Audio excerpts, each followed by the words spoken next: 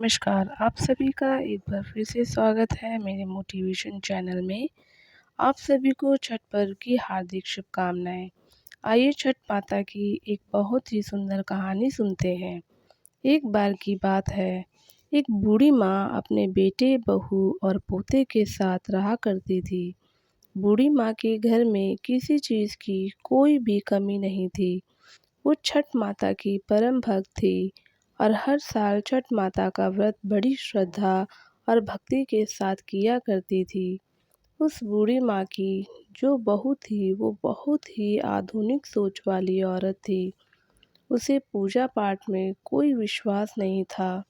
जब कार्तिक मास की शुक्ल पक्ष की चतुर्थी आई तब बुढ़िया बहुत खुश थी, क्योंकि आज से छठ का 4 दिवसीय पावन पर्व शुरू हो रहा था। बूढ़ी माँ घर की साफ सफाई में लग गई और उसने अपने बेटे को आम की लकड़ी और पूजा की अन्य सभी सामग्री लाने बाजार भेज दिया।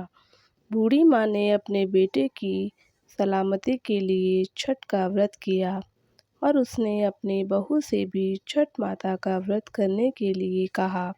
तब बहू कहने लगी, ये सब तो बेकार की बातें हैं, मुझे इन सब में कोई विश्वास नहीं है, इसे कहने करने से क्या होगा। तब उस बूढ़ी माँ ने अपनी बहू को छठ माता की महिमा बताते हुए एक पौराणिक कथा सुनाई। बूढ़ी माँ ने कहा, बेटी, बहुत समय पहले की बात है। प्रियव्रत नाम का एक राजा था। उनकी पत्नी का नाम मालिनी था। दोनों की कोई संतान नहीं थी। इस बात से राजा और उसकी पत्नी बहुत दुखी रहते थे। उन्हें एक दिन महर्षि कश्यप ने संतान प्राप्ति के लिए पुत्रीशी यज्ञ करवाने के लिए कहा। उन्होंने महर्षि कश्यप के द्वारा पुत्रीष्टि यज्ञ करवाया। इस यज्ञ के फलस्वरूप रानी गर्भवती हो गई। वह 9 महीने बाद उन्हें संतान सुख तो प्राप्त हुआ, लेकिन पुत्र मरा हुआ था। इस बात का पता चलने पर राजा को बहुत दुख हुआ। संतान शोक में राजा ने आत्महत्या का मन बना लिया। लेकिन जैसे ही राजा ने आत्महत्या करने की कोशिश की, उनके सामने एक सुंदर देवी प्रकट हो गई। देवी ने राजा को कहा, मैं देवी षष्ठी हूँ। मैं लोगों को पुत्र का सौभाग्य प्रदान करती हूँ। इसके अलावा जो सच्चे भाव से मेरी पूजा करता है, मैं उसके सभी प्रकार के मनोरथ को पूर्ण कर देती हूँ। यदि तुम मेरी पूजा करोगे तो मैं तुम्हें पुत्र रत्न प्रदान करूँगी। देवी की बातों से प्रभावित होकर राजा ने उनकी आज्ञा का पालन किया। राजा और उनकी पत्नी ने कार्तिक शुक्ल पक्ष की षष्ठी के दिन देवी षष्ठी की पूरी विधि विधान से पूजा की। इसके फलस्वरूप उन्हें एक सुंदर पुत्र की प्राप्ति हुई। तब से छठ का पावन पर्व मनाया जाने लगा। तब उस बूढ़ी माँ ने अपनी बहू से कहा, बेटी, छठ माता की महिमा तो ऐसी है कि स्वयं भगवान श्री राम तथा माता सीता ने भी छठ का व्रत करके भगवान सूर्यदेव का आशीर्वाद प्राप्त किया था। महाभारत काल में दानवीर कर्ण और पांडव ने भी महाभारत के समय छठ का व्रत किया था। ये सब सुनकर आधुनिक सोच वाली बहू बोली, ये सब तो मनगढ़ंत कहानी है, मैं इन पर विश्वास नहीं करती। ये सुनकर बूढ़ी माँ छठ माता से क्षमा मांगने लगी और बहू को फिर से समझाने की कोशिश करने लगी कि बेटी, हजारों सालों से आ रही इस परंपरा का मजाक मत उड़ाओ तथा तुम मेरे पोते की दीर्घ आयु के लिए छठ माता का पूजन करो। अपनी सास की बातों को सुना अनसुना करके वो बहू वहाँ से चली गई। बूढ़ी माँ ने पूरी श्रद्धा के साथ नहाए खाए का दिन किया और उसकी बहू ने पूरा दिन मौज मस्ती में बिता दिया। अगले दिन छठ का पर्व दूसरा यानी कार्तिक मास की शुक्ल पक्ष की पंचमी आई। संध्या काल में जब बूढ़ी माँ ने खीर रोटी का प्रसाद दिया तो फिर से बहू ने कहा, माँ, इतना कठिन निर्जला व्रत करने का क्या फ़ायदा? केवल तुम अपने शरीर को कष्ट दे रही हो। यह सुनकर बूढ़ी माँ ने फिर से उसे छठ माता की महिमा समझाने की कोशिश की, लेकिन बहू ने उन सब बातों को अनसुना कर दिया और अपने कमरे में जाकर सो गई। वैसे तो बूढ़ी माँ कई सालों से अपनी बहू को छठ माता की महिमा बताने की कोशिश कर रही थी, और हर साल उनकी बहू उनकी बातों को अनसुना कर देती थी। परंतु इस बार ना जाने क्यों बूढ़ी माँ का दिल बहुत ही घबरा रहा था।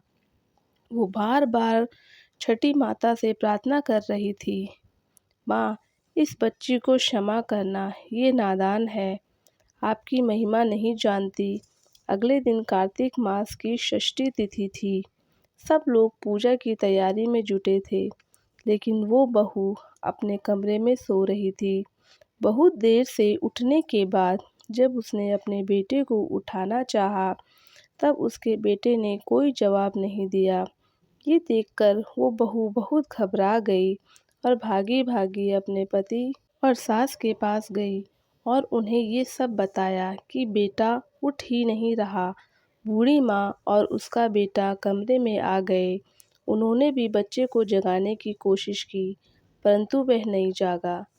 फिर वह तीनों बच्चे को लेकर अस्पताल गए। डॉक्टर ने बच्चे की जांच की और देखा कि बच्चे की सांसें तो रुकी हुई है। डॉक्टर ये देखकर हैरान हो गए कि इतना छोटा बालक जो बिल्कुल स्वस्थ था, ऐसे कैसे जा सकता है। परंतु विधि का विधान और प्रकृति का नियम कहकर डॉक्टर ने अपने हाथ खड़े कर दिए। तब बच्चे के माँ-बाप और दादी रोते बिलखते बच्चे को लेकर अस्पताल से बाहर आ गए। बूढ़ी माँ का दिल तो पहले ही घबरा रहा था।